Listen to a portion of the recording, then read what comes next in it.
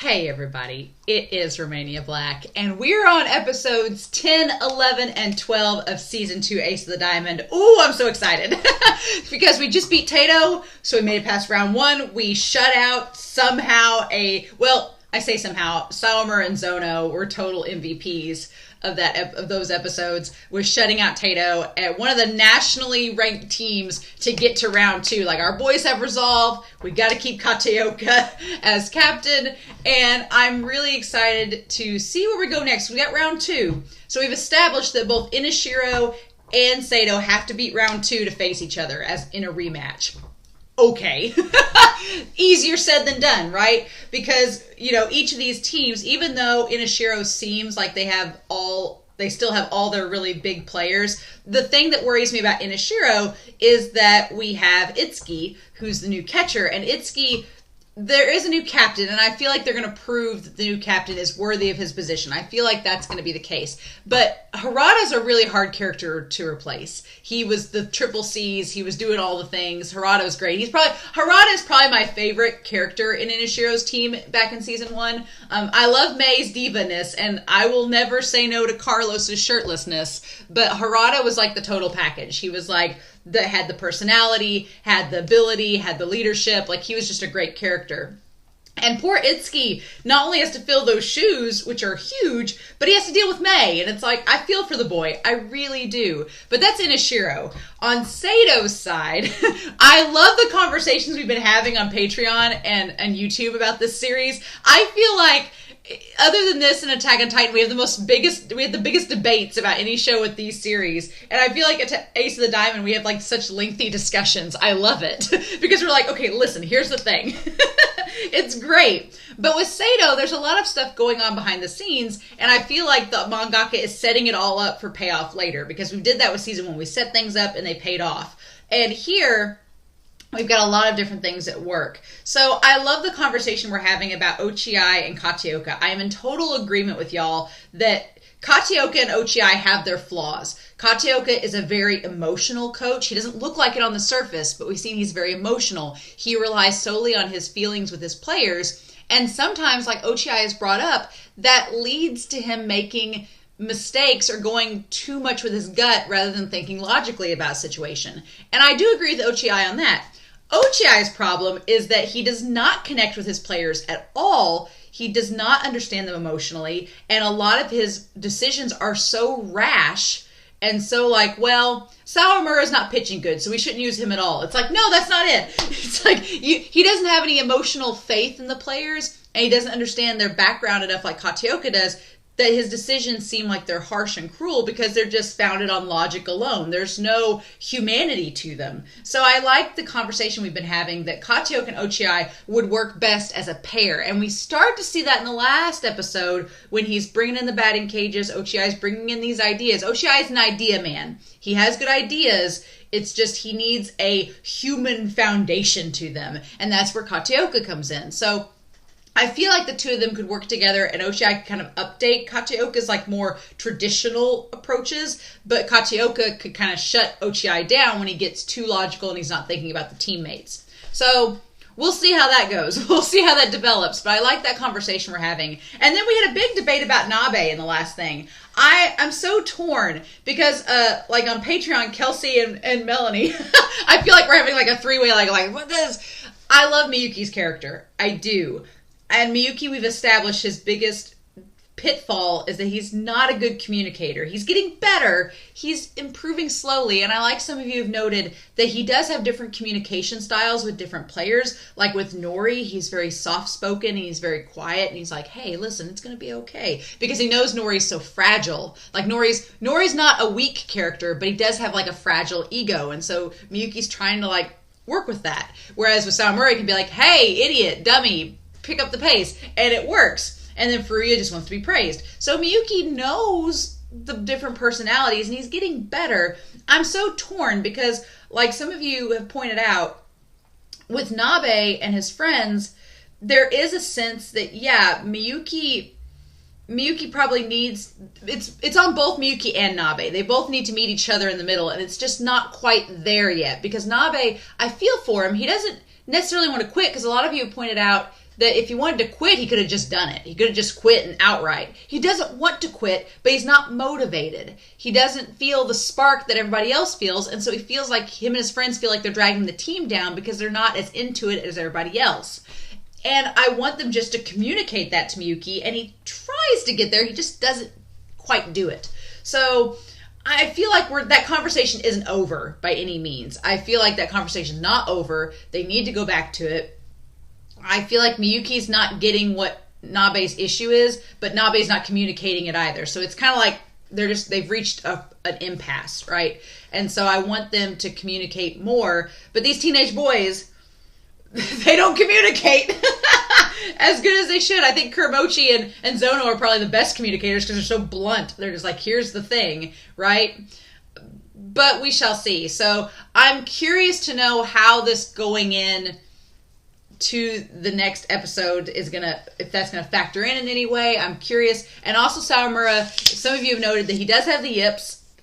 I hate it.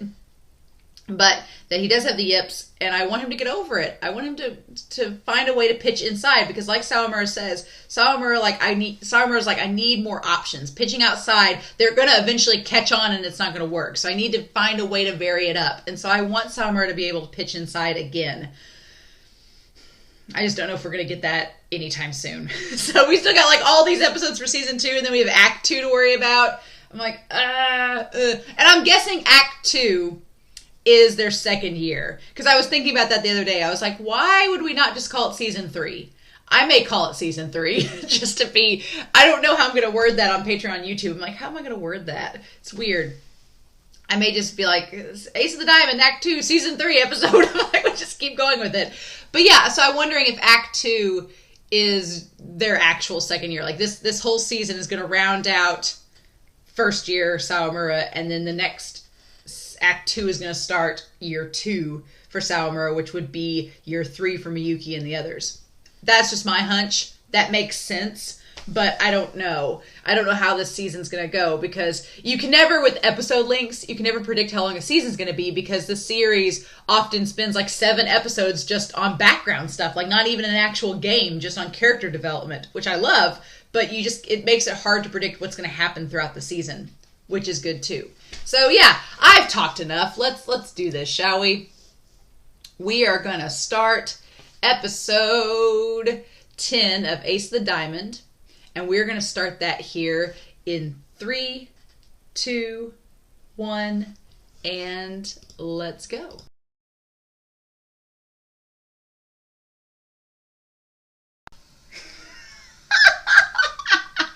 This may be a long discussion, because these 3 episodes, I say this every week. Every week I say, oh, this set of episodes is my favorite out of Ace of the Diamond. I say that every week, but I kid you not when I say that episodes 11 and 12 may be my favorite episodes of this series. They may be my favorite episodes. Obviously, Sawamura getting Chris Senpai to play with him, that is like the chef's kiss of ending season 1. That was amazing. I loved it. But I'm going to be honest. Seeing the underdog story back to back with self-destruction, seeing the 2 sides of a story happen in a game, it was the writing in this, the character moments, it is masterful. It's so damn good, and my dog's gonna have to wait, because I'm like, I need to talk about this, because oh my gosh, there's so much, the parallels. It's funny because they built Inashiro up the last couple of episodes, like the start of the season, they were building Inashiro up to be like, oh, well, yeah, they've got a new catcher, Itsuki, and Harada's gone, and so now Fuku-chan's going to be the captain, but it's fine. And on the outside, when you first see it, you're like, yeah, they're going to have some struggles, but they still have Mei, they still have Carlos, and Shirakawa. I mean, they still have all these players, but then when you see them actually playing, and you realize just how central Harada was to all this, it's like, oh, this one guy was really pulling the weight for Inashiro. And we're going to talk about that. But I've got to watch that final monologue with Konotomo. And May again, because that may be one of my favorite damn monologues in the whole series so far, because May finally getting to hear what has been needed to say. Our diva getting just shut down and getting the words handed to him that he's been needing. And Konitomo said, he's like, this was going to happen for a while, so it's now good that it happens now while he's about to become a third year. Oh, we got so much to talk about. Oh my god. Yeah, these episodes 11 and 12 are my favorite in the whole series so far. Hands down. I think my jaw was on the ground the last 5 minutes. My mouth started to hurt. I was like, just, oh my god. This, and then Ugamori with Umamiya. Another Mia brother to get me all fired up about. Umamiya and his not so subtle crush on his manager. The shipping was all around in this series. I'm sorry if you don't ship characters in Ace of the Diamond, but the shipping was there. I'm telling you. Hirano and Itsuki, the manager, and Umamiya. We don't have the manager's name yet. I'm assuming we're going to get that when Sato plays them. And then that moment between Sawamura and Miyuki. It's going to be hard to pick a thumbnail this week, because I'm like, what do I do? Where do you go? What do you do with it? It's like, what I'm probably gonna have to pull Patreon to see what y'all want for the thumbnail, because I'm torn. I'm so torn. I'm like, what do you guys think should be the thumbnail? You know? So, okay, let's talk about this. I'm so giddy because I'm so in love with these episodes. Let's talk about this. Let's talk about this. Okay, so Coach Hara, I know he had a longer first name, the coach for Nanamori. Nanamori, surprisingly not a tough opponent in the end, because Sawamura shut him out in 5 innings.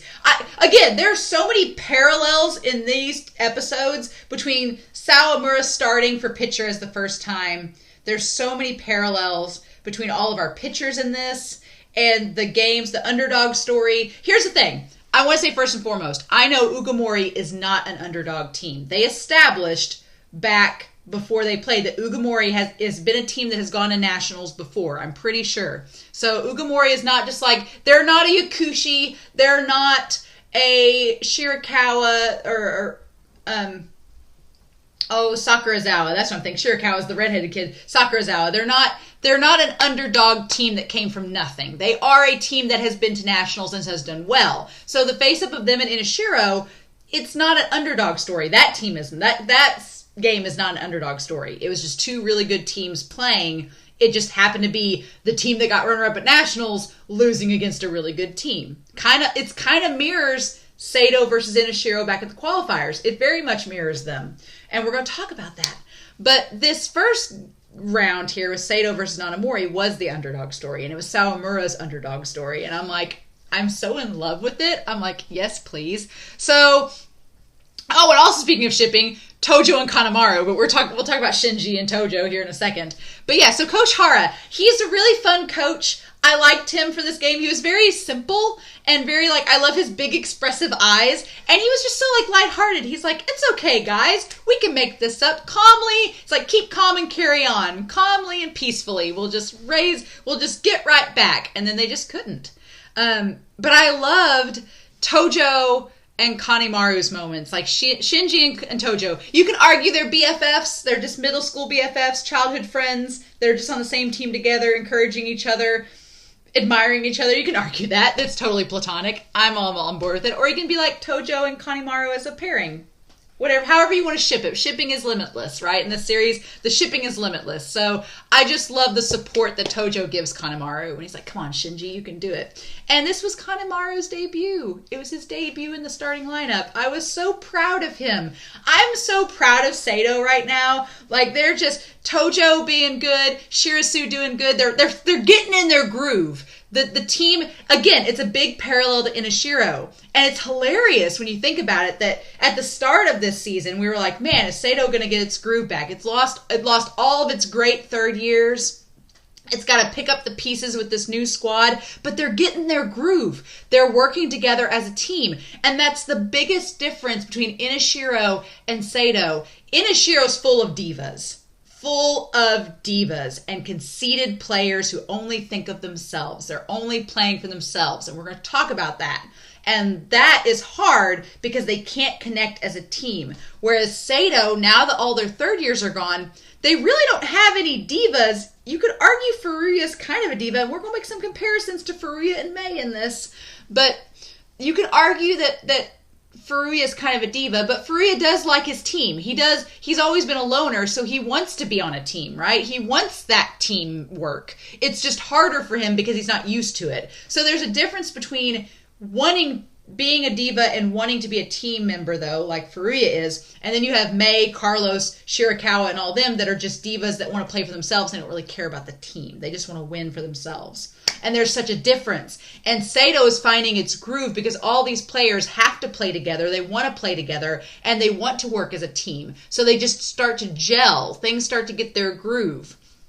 And when we talk about the spirit of the ace, that's where Sawamura comes in. Because Sawamura, even though he's not the ace right now, he has that spirit. And by the end of episode 11, Miyuki's like, with this, you have the potential, you can get that ace position back. And it's like, you can't get that ace position. It's like, oh, okay. So Sawamura has that spirit and that camaraderie where he brings his team together, right? And Furuya has the power as a player that he can be reliable and bring his team together. But I don't think he's as good at that as Sawamura is. Mei is strong, but that Konitomo, that monologue at the end, I want to replay it and go word for word through, because there was like, it was just line after line after, it was like truth bomb after truth bomb after truth bomb. It was like Konitomo sparing no expense, being like laying it on the table. You could tell it was like Inishiro's coach had been saving up the entire game, all of his frustrations and all of his anger, and then in that one moment against Mei, he just lays it on the line. He's like, nah, you want to be the leader, then you're going to take responsibility for this loss. And there's a difference between taking responsibility and benefiting your team and being a leader. And it's like, oh, we're going to go back through that. I was like amazed. So yeah, so pitching inside in practice. Sawamura getting over his yips, trying to find a way to get over it. It's like, my heart goes out to Sawamura in these episodes because my baby is trying so hard. And it's like, ugh. So yeah, so we cut back and forth between Inishiro. It's amazing because at the start of season 2, I was so worried that Sato was going to be they're truly the underdogs and that Sato was going to struggle so much. But then to see Inishiro struggle, to see the champions, the runner-up, the champions of the qualifiers and the runner-up at nationals struggle, it's kind of amazing. And the writing of it's brilliant. And we're going to talk about it. But so number 11 is Hirano. I find it funny that Furuya was number 11 in Sato before. Now he's the ace, right? Furuya was number 11, and now he's the ace number 1. And the other pitcher, I forget his name, but the other pitcher, the one pitcher that Mei was pitching with previously was a third year, so he's already retired. So now they have 3 pitchers. They have Hirano, they have the other guy that's number 18, like Sawamura, and they have Mei. That's such an interesting That's such an interesting dynamic because last season you had Nori. I think Nori was was Nori number 11? No, Nori was number. What number was Nori? Was Nori number 9? Maybe Nori was number 9. I can't remember what number Nori is. Maybe Nori's number 9. But you had Tamba, who was the ace, and then you had Furuya number 11, and you had Sawamura number 20. So. Or maybe Furuya was 18. I can't remember. But regardless, yeah, Furuya's number 11, I'm pretty sure. And now you have Sawamura number 18. So you have that 18 and 11 number constantly rivaling for that number 1 spot, which is Mei. I don't think Konitomo would go as far. I don't think Konitomo would go as far as removing Mei from the ace position. I don't think he'll do that because that would just destroy Mei. That would end of deal. I don't think he'll do that to Mei. I don't think he'll remove his ace number, but it's a threat. That monologue was a threat. He's like, if you want to keep your ace position, you need to wake up and you need to start acting like the leader you think you want to be. Oh, we're going to talk about that. But yeah, so Hirano. I like Hirano. He kind of has the Haruichi thing where he just keeps his eyes closed. He doesn't talk about it. He just keeps his eyes closed. I'm waiting for him to open up his eyes. We got another Haruichi I'm opening moment, which was good. But Mei in a lot of senses is like Furuya in these episodes. And I had really I had said before that May was more like Sawamura, but in this set of episodes, there's a lot of comparisons to why May is the ace, right? And May wants to be the number one player. And Konitomo's arguing, you're playing for yourself and you want to win and you want to be top dog, but you're not thinking about the team as a whole. You're not thinking about the team. And I think it's a commentary that ties back to Furuya, because Furuya wants to be the ace because it means he gets to pitch the most. That's what he associates it with. And I'm not saying Furuya doesn't want to be a team player, because I think he does. Furuya is not arrogant. Furuya is not mean-spirited and conceited necessarily. Furuya just wants to be on the mound the most and pitch the most because that's what he loves to do. He's very simple. Furuya is a surprisingly simple character in terms of his motivation. He just wants to pitch, and so being the ace means he gets to pitch the most. So he thinks. But these episodes having Furuya start out in the outfield and having May start out in the outfield kind of shows their similarities and their motivations of why they want to pitch. The funny thing is that when May's in the outfield, he acts like Sawamura, right? He's constantly loud and talking to the team. And I wonder partially if the reason why, because they're only in round 2, so the reason why Konitomo hasn't had May pitch yet is because he wanted him in the outfield, and he wanted him in the outfield. I thought it was for 2 reasons. At first, I thought it was because, okay, maybe Hirano is not a good outfielder, so they're letting him pitch to get experience. And also because if they're up against a tough team like Ugamori, they don't need Hirano in the outfield because he may not be as good as May as a fielder. I thought maybe that was the case. But then as the episodes went on, I thought, well, no, maybe Konitomo wants May in the outfield because it will allow him to be loud and connect to his other players and kind of foster that same bonding team energy that Sawamura does when he's like in the dugout or on the outfield. Sawamura is constantly loud and vocal and trying to like get the team together, be like, good job, and do this, and don't give up, and all this. Like, Sawamura is very loud and vocal and boisterous and gets his team together, and they get all riled up together. So maybe, knowing that May has kind of a similar personality like Sawamura in that regard, maybe Konitomo was like, okay, I want May in the outfield to kind of do that and see if that, because if May's going to be a leader, he needs to foster that energy. So maybe that was the idea behind it, to give Hirano experience, but also because I'm assuming maybe in the first round they won easily against their opponents. So Konitomo was like, I don't want to bring May out yet. We'll just let this be Hirano's experience game and let him play it. And the other first year or second year pitcher and let them play. I'm assuming they're first years. And then that'll be what we do. So I don't know. Nabe taking notes. I'm curious to see next episode what Nabe says about the game. I'm curious to see what he says about Ugamori. Ugamori, we're going to talk about that team. I'm like, I love Yakushi. Is this my rival? Is this my new rival team to Yakushi? Because we're going to talk about Umemiya and his not so obvious, not so subtle flirting with the manager. Their connection, not flirting, but they have a bond. You can just tell right off the bat they got a bond, and we're going to talk about that. So as far as Zono goes, I like that Kateoka acknowledges, because I like that in this first episode 10 going into episode 11, episode 10 was about, okay, let's get the hiccups out of the way now. Let's get the hiccups out of the way now and then persevere through it. And I was really happy they did that, because both Zono and Sawamura had really good games in the last set of episodes. And then this episode 10, allows those two players to come off of their high, come off the honeymoon period, and face reality, but persevere through it. So Zono has his moment where when he realizes he's in the 5th hole instead of the 3rd hole, he starts to doubt himself. He's like, why did I move down? I had such a great game last episode. It's like, I had such a great game the other day. Why am I moving down instead of staying where I'm at or moving up?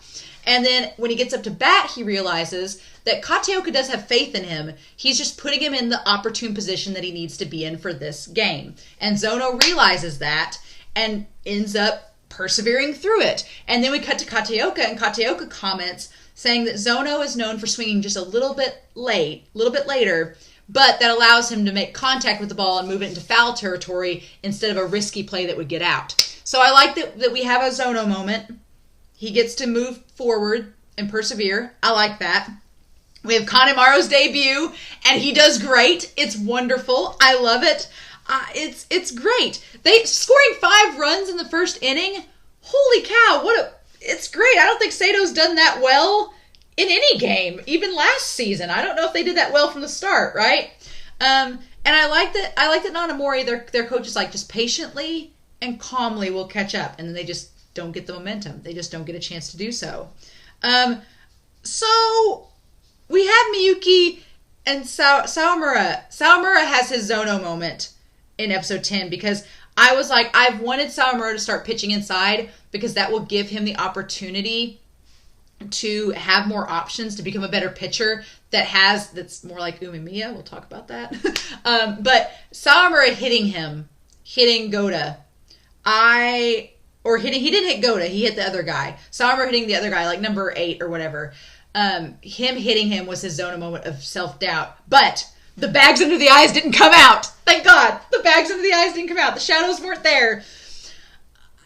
I love that Sawamura doesn't let him get it down, because that was what I was afraid of. As soon as he hit that guy, I'm like, oh my God, we're back to square one. Why does this show do this? Why does it put Sawamura down in the bottom of the pit and of despair and make him have to claw his way up with his bare fingers? Why, show? Why do you make us the fans of Sawamura suffer? This show makes Sawamura suffer so that when he has his highs, it just feels that much more epic. And I'm so glad that Sawamura hit that guy. And everybody was so worried. They were like, oh. And then Sawamura was like, it's okay. It's fine. I'm going to work through it.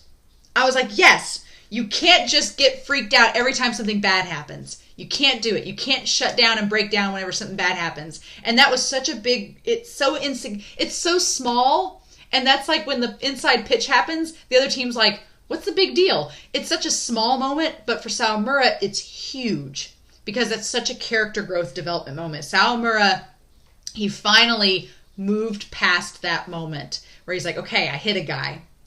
I've got to keep pitching. And if he's going to become the ace, that was crucial. It's like he can't just shut down whenever stuff doesn't go his way. And I would argue that's Furuya's biggest problem now, is that Furuya, when things aren't perfect, Furuya struggles. If things are going his way, if Furuya's on fire, he's on fire, and he does really good. But if the littlest thing throws him off, he like collapses. He self-destructs, as we see in the next episode, episode 12. But God, Sawamura getting over that moment, that was so huge. That was so good. And then here's the thing, the parallels. I'm telling you, the parallels in episode 11 coming up, because Goda comes up to pitch. Goda, the sumo batter. When he comes up, I thought for a second that Sawamura was going to hit him because he's hit Azuma like multiple times and Masuko with his pitches because they're heavier set. But he doesn't. But that moment, it's such a parallel. We got to talk about Miyuki and Sawamura as a battery versus Itsuki and Mei as a battery, and our egoist pitchers. Sawamura, I would argue that of all the pitchers in the series, Sawamura is the least egotistical, I think, at this moment.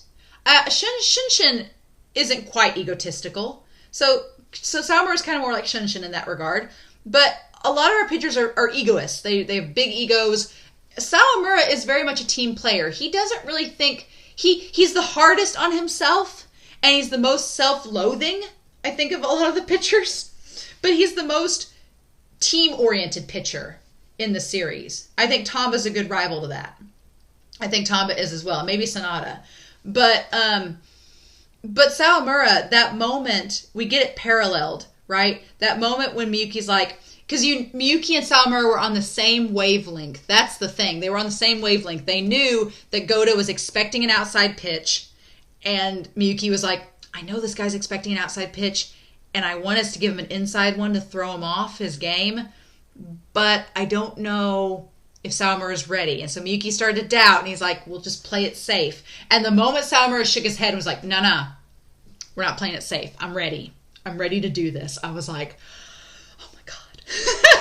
And that, I'm going to put it on Twitter, I'm going to put it on YouTube, all over the place, but that smile, the smile shared between Miyuki and Sawamura, it was like my shipping heart was set ablaze, my Sawamura fan club heart was set ablaze, my fangirling heart was set ablaze. Just,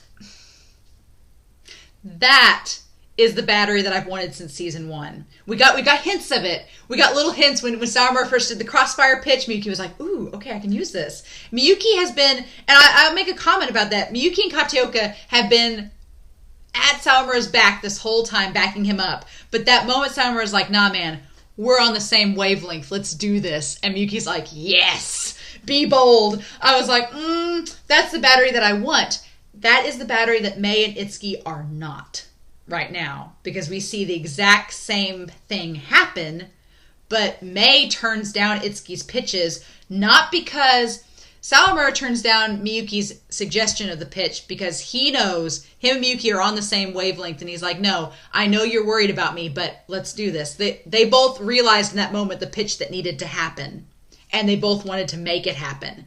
And then it works, and it's glorious. But with Mei and Itsuki, there's the shaking of heads, but it's not because they're on the exact same wavelength. It's the exact polar opposite. Mei wants to do things his way, and he doesn't have faith in Itsuki. Sawamura and Miyuki, in that one moment in episode 10 going into episode 11, they had faith in each other, and that faith was rewarded. Itsuki and Mei did not have faith in each other. I think Itsuki had faith in Mei. Mei did not have faith in Itsuki. It's like the setup, the drama. It's okay. So going into episode 11, this is going to be a long discussion. I'm just warning y'all. This may be the longest discussion I ever do for Ace of the Diamond. I'm so in love with these episodes. So I never really thought about this, but if you've ever watched Yuri on Ice, it's sports anime. Sports anime in big giant quotation marks. It's figure skating.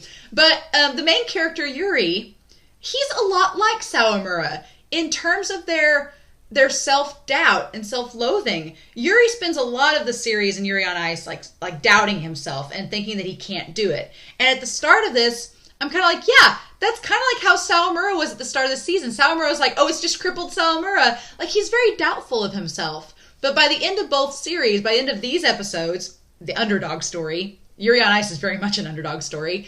By the end of Yuri on Ice, Yuri realizes, no, I am talented. I can do it. And he wants it. He wants it by the end. He's like, no, I'm the best damn skater here, and I want this. For Victor, of course. But in Sawamura's case, he's like, nah, I'm going to pitch inside. I'm going to lay down this trap. When he had the whole plan set out in episode 10 where he's like, no, I'm going to throw an inside pitch, lure him in, then we're going to do an outside pitch to make him swing out thinking that the ball's wider than it is. The look on Kuramochi and Zono and Miyuki's faces, they were like, did Sawamura just think up a strategy? It was glorious, right? So yeah, I love it. I love the payoff that we get of Sawamura setting this up and the payoff. It works. I love also, like Tojo, Furuya in the outfield is a good thing because he can throw super fast. He's Missile Man.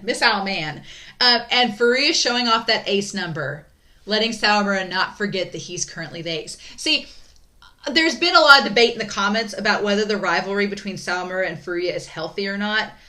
I like it. I get frustrated by Furuya because I think this show gives Furuya like an easy pass sometimes. They're like, everybody's like, Furuya, you're so talented. Sawamura, why are we doubting you? And I'm like, why are you doubting Sawamura at this point? But I think Furuya gets an easy pass sometimes. But what I liked about that moment where he showed him the ace number is that they're spurning each other on. Sawamura's like has a goal, and Furuya's just reminding him of that goal. And so I'm okay with it. I'm okay. And Furuya's not mean-spirited. He doesn't make fun of Sawamura. He ignores him. But he doesn't outright make fun of him or dismiss him. That's the big thing. Furuya does not dismiss Sawamura. Furuya knows that Sawamura is a good pitcher. He knows, and he's intimidated and feels the competition, and so they spurn each other forward. That's the big thing. Mei believes he's the better pitcher on Inashiro. Mei believes he's better than Hirano. He's better than that other guy. He believes they're better. So for Mei, his competition as ace is different than Furuya versus Sawamura. Mei's rivalry Mei doesn't really have a rivalry with the other pitchers. He doesn't. He may after this episode, but he doesn't. Sawamura and Furuya both know that they're both good pitchers and they could replace each other at any time. So that spurns them forward that spurns them into being better against each other and to be better pitchers as a whole, right? So I like that rivalry in that sense. I do think that that's healthy because it wouldn't be healthy if Furuya didn't think Sawamura was better than him or that Sawamura wasn't a good pitcher. Then it could be a little bit toxic. But I think that because Furuya recognizes Sawamura as a good pitcher and Sawamura recognizes Furuya as a good pitcher, they banter about it, but they both at the end of the day know each other are good. And they recognize that then, and there is some respect there in a weird way, that it's better. So I'm okay with that. I'm okay with that. I love the line by Miyuki where he says, "This is your chance, Sawamura. Are you going to bloom like a flower that stands out, or are you going to remain a small but tough blossom?" That is such a good line, because either way you look at it, Miyuki is complimenting Sawamura. He's complimenting him regardless. He's giving him a good compliment. He's like, you're either going to be a bloom that stands out and becomes the ace, or you're still going to be an important player. You're going to be tough, but you're going to be small. Are you going to reach your full potential or not? And it's kind of a compliment either way, but obviously Miyuki wants him to do the former. And I love that.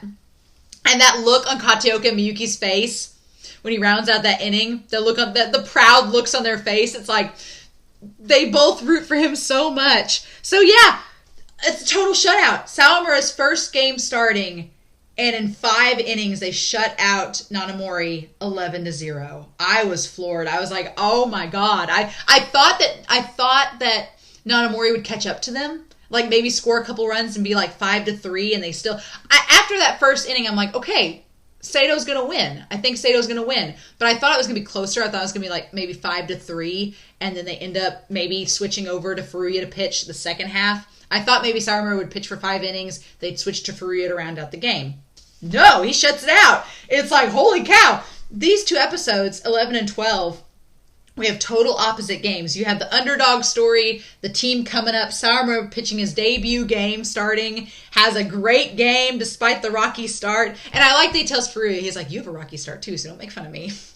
But yeah, they have a great game, 11-0 shutout game, and then we transition over to Inashiro, who's, at the time that episode 11 ends, it's 0-1, and Inashiro's winning, but they're already at the 7th inning, and it's still 0-1. And I was like, oh. And at that point, when we cut back over to them playing, I was like, is Inashiro gonna win this? I was still like 60-40. I was like, okay. And then I love that Miyuki gives Sawamura, right before we switch over to Inashiro, Miyuki gives Sawamura, he's like, you have potential as an ace. It's like, yes, please. Yes, he does. So then Inashiro versus Ugamori. Umemiya is such a interesting character. At first I was making comparisons to Sawamura with him because his pitching style reminds me of Sawamura, because everybody comments are like, oh, it's slow, but it twists weird and it does weird things. I'm like, well, that's kind of like Sawamura, and kind of like, he looks kind of like Sanada. It's funny, Umemiya, he's got the pompadour. He's got the pompadour like Sawamura's dad. He's got the pompadour, but he hides it under the hat. So at first, in the OP, I kept commenting, being like, oh, he looks like Sanada, but he's not. That should have been a hint that they were gonna win, but I didn't really see the context of it at the time. So yeah, Umemiya looks like Sanada. He pitches like Sawamura, only a much more advanced, crazy version of him. We'll talk about that. But he has the personality of Raichi. If Raichi was a pitcher, he'd be Umemiya. He would be, right? If Raichi was a pitcher in this series, he would be Umemiya. And I think that's why I like him so much. He's even got the little scar like Raichi. Like the little scar above his eye. Like he's been hit by a ball. And he survived. You know? I have a feeling that I love Raichi. Raichi's one of my favorite characters in the series. I have a feeling Umemiya is going to be one of my favorites too, because I'm like, oh honey, a feral beast has appeared and I want to adopt him and domesticate him. Yeah. So, oh my God. So yeah, Umemiya's pitching style, it's kind of like Sawamura's, but it's more, I'm very curious. Don't spoil me. I'm assuming we'll find out if Umemiya is a third year. Well, it can't be a third year. They're all first and second years. Y'all have established that. And the third years are gone. We're still just pitching with first. We're still just playing with first and second years. Okay. So I'm assuming he's a second year. It's probably a second year. I'm going to guess Umemiya is a second year. And we'll talk about the manager. We don't have his name yet, but I can't wait till we find out because I love his character too. But yeah, he pitches like Sawamura, but it's a lot more controlled. His pitching is what Sawamura's pitching needs to become. That controlled pitching that's unpredictable. It's unpredictable. It's bold, but it's what Sawamura's pitching needs to become. Everybody's been comparing Sanada as saying Sanada's an upgraded Sawamura, but I really don't think so. I think it's Umemiya that is the upgraded Sawamura. So that's interesting. So we have the battle of our I don't know who the captain of Ugamori is. I'd assume that the ace is also the captain, that Umemiya is the captain as well as the ace, but it could be this manager. But I don't know, he's the manager. He's not a player. Even though he's not on the roster. He's not in a uniform because he can't play. He's in a wheelchair. I'm so curious. But we have Fuku-chan. We do have a comparison between Fuku-chan and the manager. A little bit. Fuku-chan, I feel sorry for him because he's trying his best. He is trying his best. He's being a good captain. He's being a good support. But it's just not enough because he's not playing out in the field. And that's what makes me think Umemiya may be the captain of Ugamori. Again, we have ties to Mei as the ace versus Furuya. That connection, right? And so Umemiya and... Okay, we need to talk about that fake out. Umemiya and Itsuki at the home plate. The fake out. That was like the seed planted. Ugamori is an interesting team because they have the prowess and the energy of Yakushi, but they're not an offensive team. They've been established that they're more fielding. The whole game, Inashiro was making good hits, but the outfield was just getting to him and getting them back to Umemiya and doing it so subtly. Like you almost don't notice it. You're almost like it doesn't even seem noticeable. It's so effortless how they do it. Ugamori seems like they are a defensive team with the prowess of Yakushi. If Yakushi was a defensive team instead of an offensive team, that would be Ugamori. And that's kind of crazy and terrifying as hell, right? Right? Terrifying because we've established Sato's a fielding team too. So Sato's lost a lot of their offensive prowess. They're getting it back. But when they face Ugamori, it's gonna be weird. It's gonna be weird seeing these two teams face each other because they kind of are similar, right? I felt like the Inashiro versus Ugamori game, it felt like the finals between Sato and Inashiro. It felt like the finals, except it went the opposite way, right? It went the opposite way. And we're gonna talk about that. But yeah, that fake out at the home plate. Because I was like, he was safe. He was safe. Itsuki didn't tap him. He didn't touch him. There was never contact. So when he called him as out, I was floored. I was like, but no, Umemiya was not out. But from his angle, it looked like Itsuki touched him. And so the umpire just made a bad call. And I love how Umemiya does not get mad about it. He doesn't get flustered. He goes up to Itsuki, taps him on. But the moment he put his hand on his chest, I was like, oh shit, it's on. It's on. He taps him on his chest and he's like, that was a nice little fake out there. Good job. Won't happen again. Like that was basically what he was saying. He's like, that was cute. You got away with it. Good job, little catcher. That's not gonna happen again. I was like, oh, that was such a good fake out. Oh, that moment. That was such a good moment. So it doesn't seem like Ugamori has a coach. Doesn't seem like they have a coach. And their manager is kind of like Chris Senpai. Their manager, this calm, cool, and collected boy in the school uniform, like Chris Senpai, is their manager. And so I'm curious. I'm assuming we'll find out in the next game.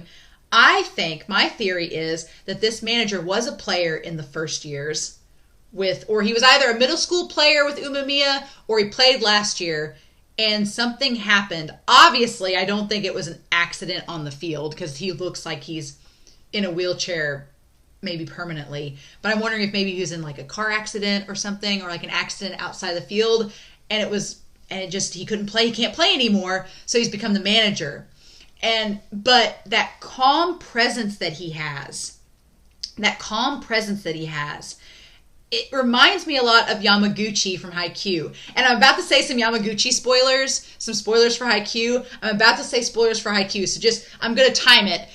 Skip the next 30 seconds if you don't want to be spoiled for Haikyuu. If you don't want to be spoiled for Haikyuu, if you've not read the manga, skip the next 30 seconds starting now. Okay, In Haikyuu, I got 30 seconds to talk. In Haikyuu, in their third years, Yamaguchi becomes captain. And the attitude that this manager has with Ugamori reminds me a lot of Yamaguchi's attitude that we know of as a captain. That calm, cool, collected presence that can get the job done and order them around, but still is sincere and kind of gentle in his overall attitude. Just reminded me of him. Okay? So, with that being said, Haikyuu manga spoilers are over now. I'm done. I had my 30 seconds. I had to talk about that. I had to bring it up. But yeah, Haikyuu spoilers done. If you're going to talk about it in the comments, make sure to tag it so somebody isn't spoiled if they read the manga or don't read, or if they're anime only for Haikyuu. Okay. But yeah, Ugamori is like Sato. They're kind of like Sato. And so by the end of the sixth inning, it's still 0-1, but Inishiro's not scoring anymore. And like the manager says, it almost seems like their offense is being forced. Like they're being forced to be as offensive as they can be. Like Ugamori's playing them just a little bit. Konitomo, there was no neck crack in this episode. There was no cracking of the neck. Here's how we're communicating. He was silent throughout almost this entire game. Silent. That's terrifying. There was no neck crack. There was like one message. That was it. Oh. Except for that dialogue at the end. God, we're going to talk about that. Yeah, so that freaked me out at first. I was like, oh, Konitomo's nervous. There's no neck crack. He's nervous that they're not going to win. He's nervous they could lose. So yeah, the manager talks about Umemiya having good finger dexterity. He has really good finger dexterity, and that is not something... The manager makes the comment, that's not something that you train for. You're born with that. And I want to say that at some point in season 1, early on, Ray or Chris Senpai said that Sawamura has good finger dexterity. I want to say that they made that comparison too. I can't remember because it's been 80 episodes ago. But I want to say at the very beginning of the series, they were commenting that Sawamura has good finger dexterity. So I was like, okay, maybe again we're having Umemiya, Sawamura comparisons here. Also, to go with my theory about the manager, I want to say that the manager was a catcher.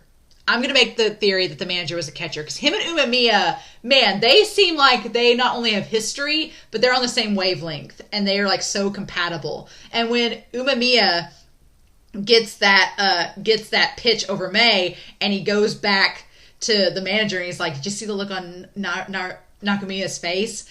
It's like, oh, these guys have history. They're very close. So I'm wondering if this manager was a catcher like Chris Senpai, and he just like Chris Senpai, and then at the end some accident happened or some injury happened, and now he's just managing the team.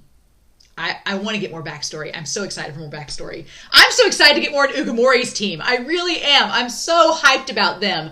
I feel bad for Inishiro. I never thought I would feel so bad for them, but I do.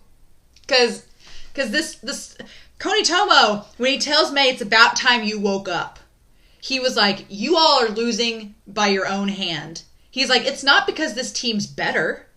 He's like, it's not. He's like, y'all just are making stupid plays. You're not acting like a team. He's like, you're all conceited. You need to wake up. He's like, quit underestimating them.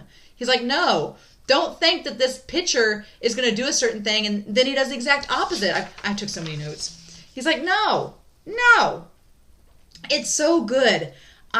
He's like, you need to wake up. Don't underestimate this opponent or they're going to swallow you up. And they do. Oh my God. So episode 11, the underdog story, is one of my favorite episodes in this series. Just Sawamura. It's so satisfying. But I gotta be honest, episode 12 may be my favorite episode in this whole series so far. It's episode 12, Self-Destruction. It may be my favorite episode in this whole damn series. Because it's rounding out so many themes of this story. There's so many parallels. It's so good. I cannot even begin to tell you. Okay. So, Umemiya. I kept thinking I was like, is he like a confident Sawamura? But I'm like, no, Sawamura's confident. I'm like, no, Umemiya is reckless. But he has the talent to back it up. And he has the advice of his manager and his team to back it up. Because here's the thing. Umemiya, he lets a lot of pitches go and they hit them, but their outfield is so good at fielding that they make up for it. So it's kind of like Sato. Again, that's why I kept comparing him to Sawamura, because like Sawamura, Umemiya lets some pitches make contact, but the outfield takes care of it. So he has faith in his outfield that they're going to handle it. That, again, he has faith in his team.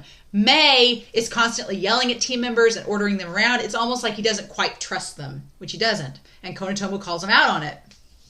So I realized at that moment, I was like, Umemiya, he may pitch kind of like Sawamura, and the team dynamics of Ugamori are kind of like Sato's, but Umemiya is more like Raichi. He's like if Raichi and Sanada had a pitching baby. That's what I imagine. I'm like, if Raichi and Sanada had a baby, it would be Umemiya, because he's reckless and bold and super confident like Raichi is, but he's got the pitching finesse and like the reliability and the team building like Sanada does. Like Sanada can rally Yakushi together and he can say the right things, and that's kind of like Umemiya is. So like, yeah, if Raichi and Sanada had a baby and the baby went off to join another team, that would be Umemiya.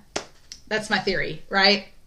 And then that establishes that idea of looking reckless, but really being calculated.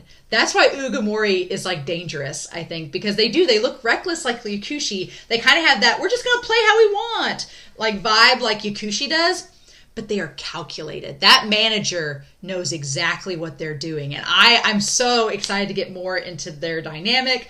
Umemiya and the manager, I'm so ready to hear more about them. I'm so excited. So that we established this is May's first time. May gets called in because Hirano starts to mess up. And this is May's first time coming into pitch in the fall tournament. It makes sense. It's only round 2. So round 1, Hirano was doing a great job. Konitomo wants May to be in the outfield to see like how the team is doing, what needs to happen as a leader, as a co-captain perhaps, because even though Fuku-chan is the technical coach, Konitomo was like, somebody's going to be on the field being a leader. And so he wants May to be that, right? Because May has the personality like Sawamura, that he's loud and can be It's so frustrating. This episode is so frustrating for May's sake, because May is reliable. May has proven in his game against Sato last season, he's reliable. And like Sawamura, he can be loud and bring his team together, but he needs to communicate to their team and be like, y'all are selfish and we need to clean up our act. Like he needs to have a Miyuki style talk with all of them and just, well, maybe not a Miyuki style talk, but he needs to have a talk with them and lay it all out on the line, right? But the biggest problem is, I talked to y'all at the beginning of this episode, of this reaction, that Harada is my favorite on Inashiro. The lack of Harada is palpable, and you see it in this episode. The lack of Harada was the captain, he was the catcher, he was the cleanup. When you have a character that's that big, the difference is really striking, right? And I feel like with some of your with Sato didn't have a triple C. Yeah, Miyuki's really good, but he's not the triple C yet. He wasn't captain. So he wasn't exactly cleanup last season. He was catcher, and he was a damn good catcher. But he wasn't quite the cleanup, quite the captain that he's trying to become this season, right? And with Chris Senpai, I think Chris Senpai could have become the 3Cs if he hadn't had his injury. I think if he hadn't had his injury and was able to play fully like a third year, he could have been a 3Cs, but he wasn't. And even the third year, I always forget his name, and I always feel bad. Mayuichi. I feel bad. I always forget his name, but he was close, but he wasn't quite on Miyuki's level as a catcher, so he wasn't quite there. But Harada was the total package. Harada had the leadership skills. He had the talent in baseball. He had the talent both offensively and defensively. Harada he was the full package. And without him, there is a visible vacuum in Inashiro. And it's so crazy that you don't see it when Harada's there. You don't see it because he brought the team together so well. But now that he's gone, it's very noticeable. And bless his heart, Itsuki is trying. But he's a first year. He's a first year. He has so much to learn, right?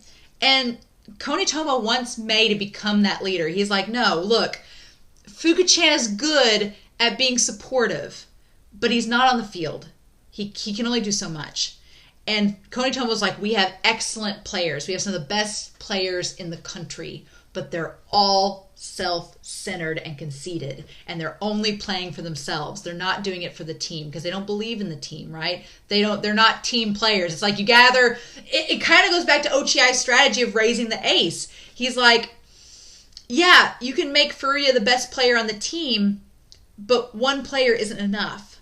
And now in Ishiro, without Harada's guidance and Harada's leadership, they're just a team of great players. They're just a group of great players, but they're not a team.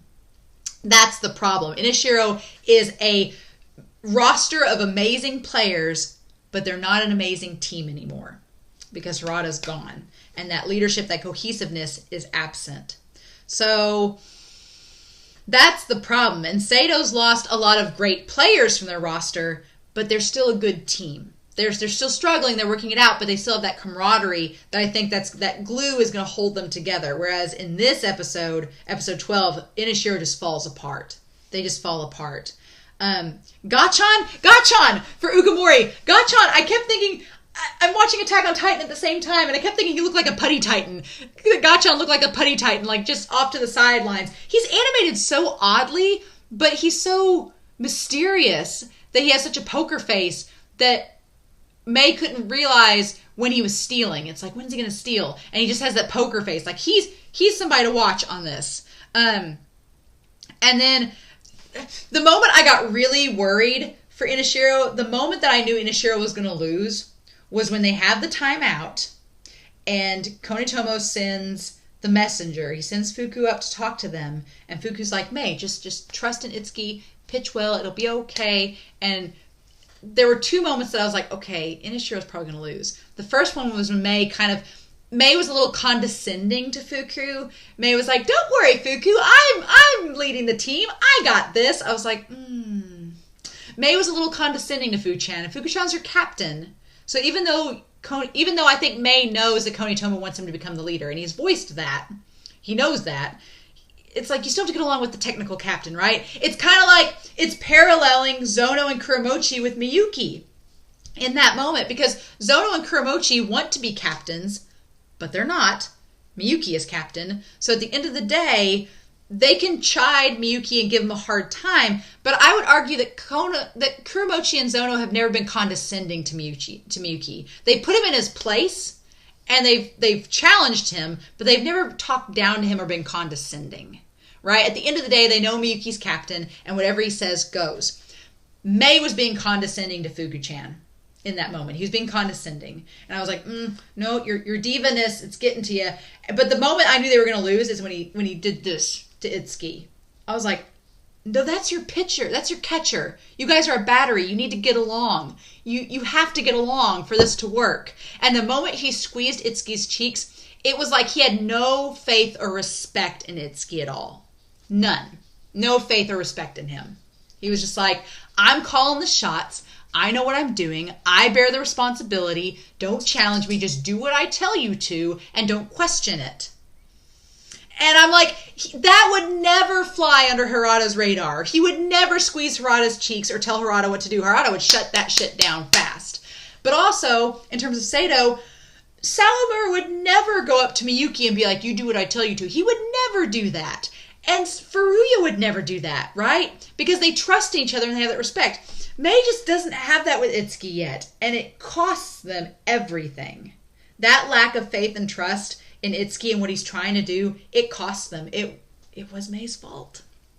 But yeah, so then you have right after that, Itsuki is trying to, and Konitomo he throws the truth in May's face. He's like, Itsuki's trying to give you the best option. He's trying to help you. And so Itsuki goes to the pitch. He's like, okay, I think he's going to do this. Let's do this. May's like, no, I want to pitch a fastball.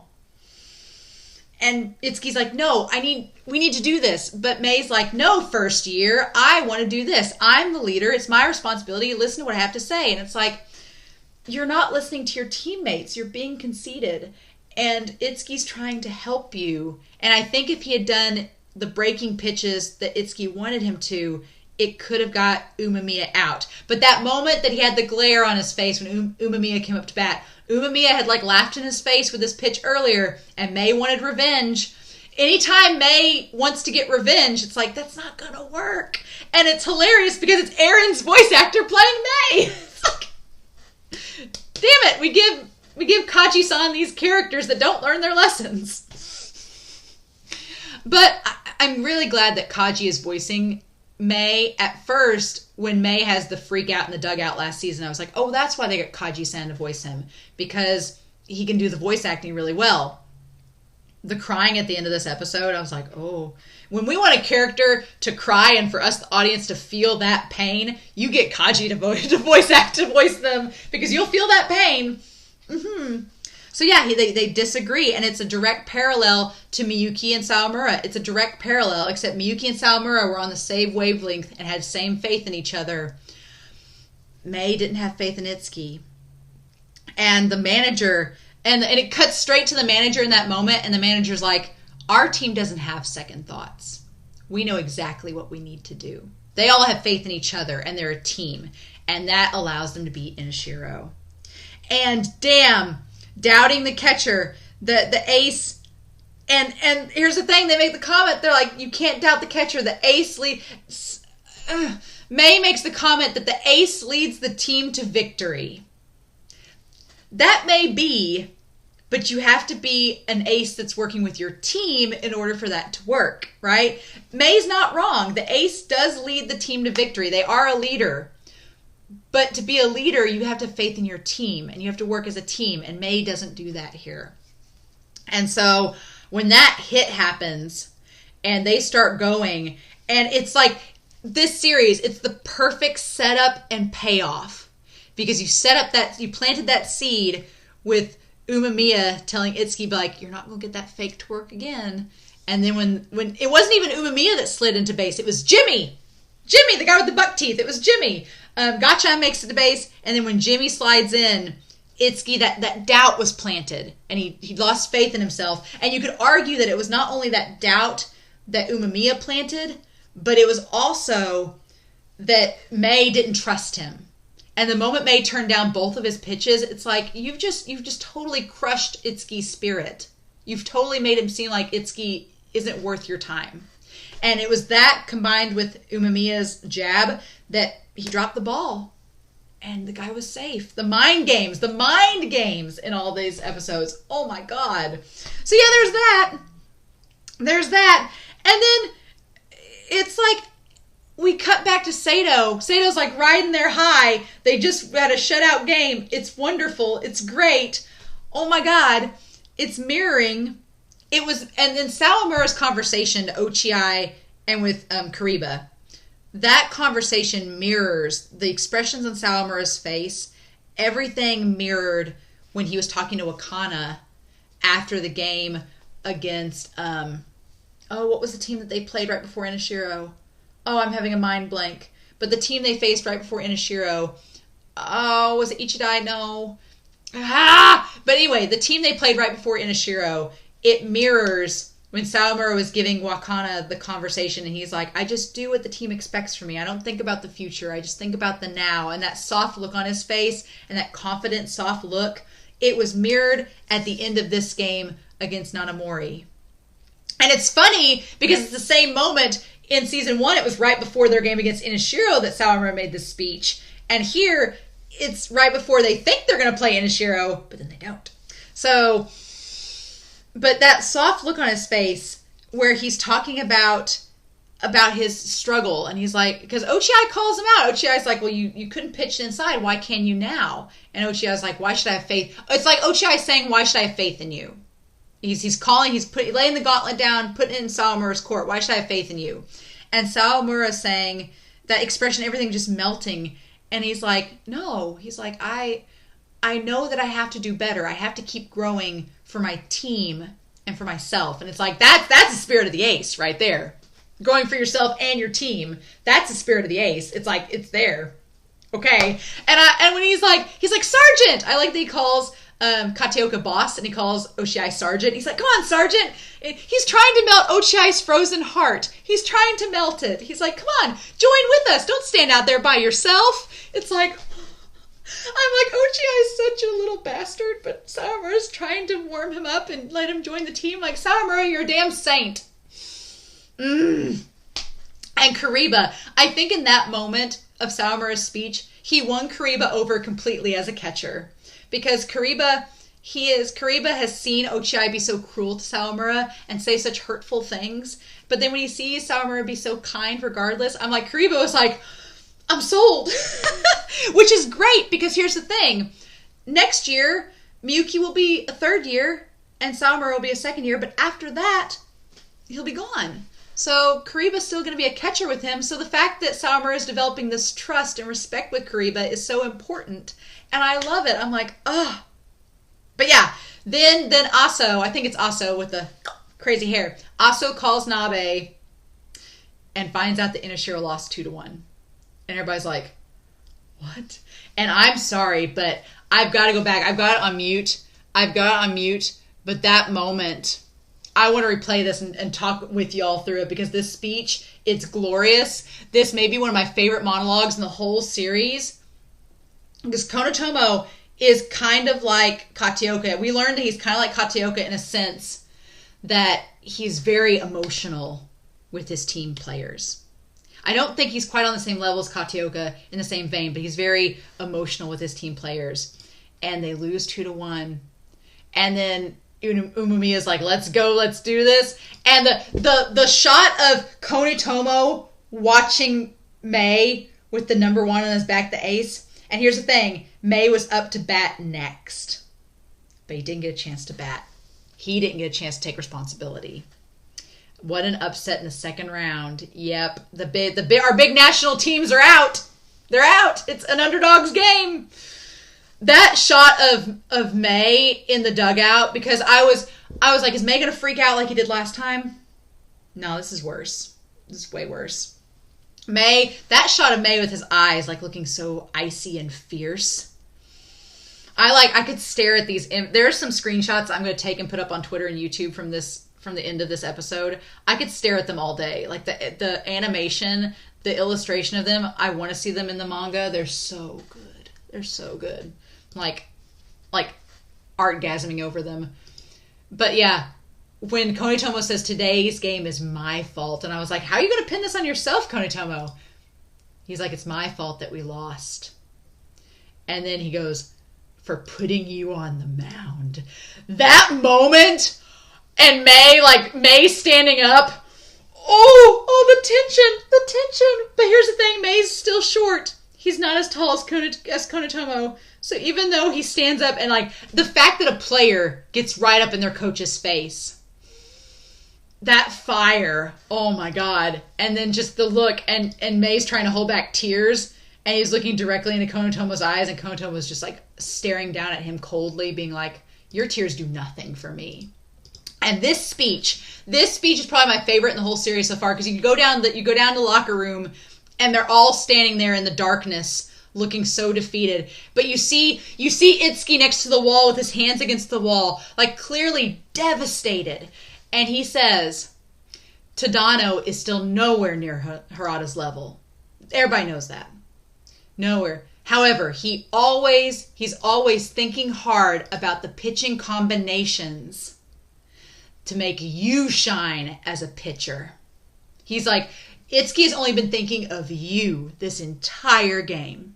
He has been trying to help you. And he's not to Harada's level. No, he's not. He's a first year.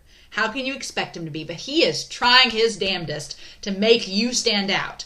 He's working for you. And that shot of Mei, like with the tears in his eyes.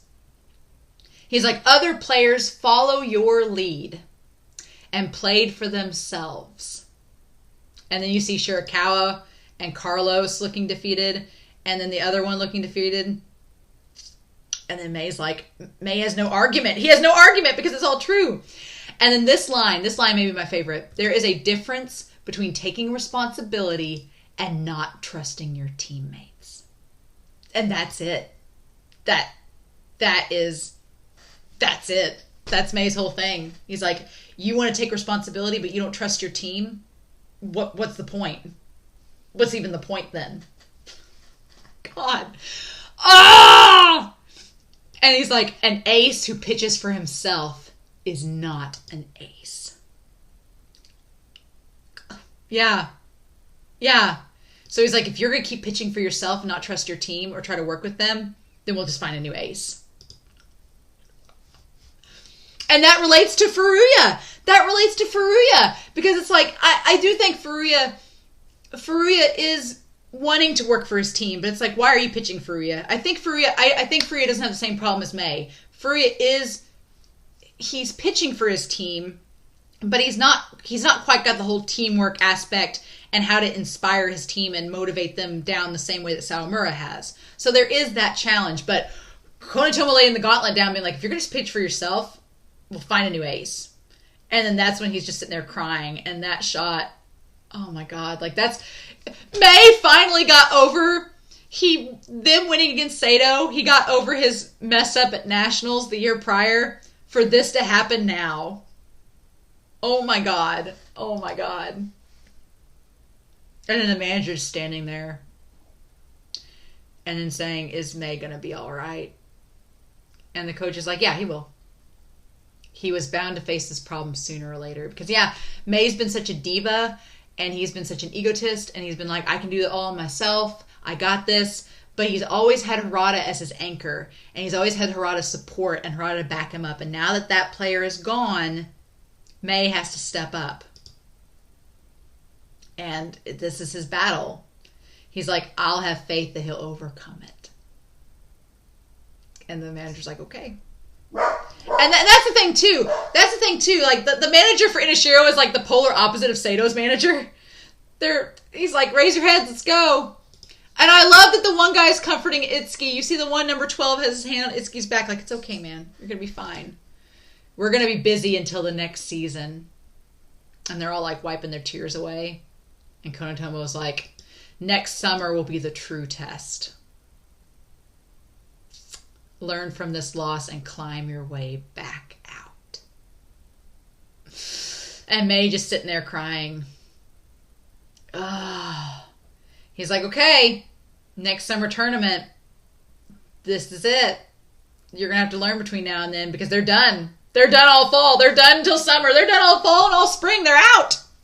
I mean, could they technically be, they said the spring nationals is invitation. So could they be invited to the spring nationals? I guess, maybe. I don't know how that works. Y'all probably comment down below, but yeah, we got a while to go. So man, I thought that they were gonna face Inashiro next. Nope, it's Ugamori. What a twist! What a twist! I'm super hyped now because I was really worried because I was like, Sato facing Inashiro this quickly after their last loss, there'd be so much pressure and so much on the table that I think Sato would cave. I think if Sato faced Inashiro again, they would cave. I don't think that they're ready to face Inashiro a second time. No, they've got to build their team up.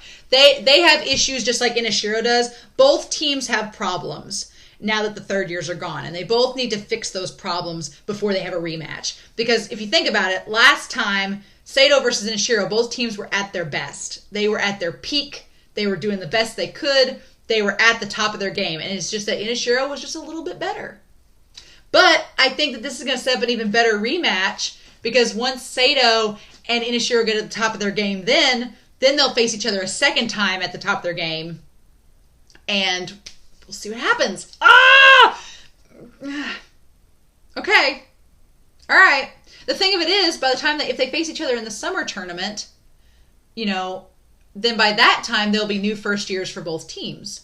So that means Koshu could join by then. That could add a whole nother dynamic. Oh, I'm so hyped. I'm getting so excited. So I'm actually really excited that they don't face Inashiro yet. I'm really happy that Sato doesn't face Inashiro yet, that they're going to wait. So happy, so excited. But, yeah. Now, we have Ugamori next. And I'm really excited about that, too, because I want to know more about Ugamori. I want to know more about Umemiya and the manager. So I've talked over an hour. We're getting into Attack on Titan level territory of discussions in this. We're getting to that level, right? Oh my god. So yeah. This has been my favorite set of episodes in the whole series so far. And I don't know how anything's going to top it, but we shall see. So yeah. I'm very curious to know your thoughts down below if you've stuck around this long. Thank you. I'm curious to know your thoughts down below. But yeah. Yeah, Ace of the Diamond. Who knew? So yeah, I'm really curious to know your thoughts down below. I hope you all enjoyed my ramblings. I hope you all enjoyed this reaction. But yeah, I'm excited for what's to come. But yeah, we shall see with episodes 13, 14, and 15 next time. In the meanwhile, I hope you all have a wonderful week. Please stay safe, take care, and yeah, I'll be back with the next set of episodes of Ace of the Diamond. Bye.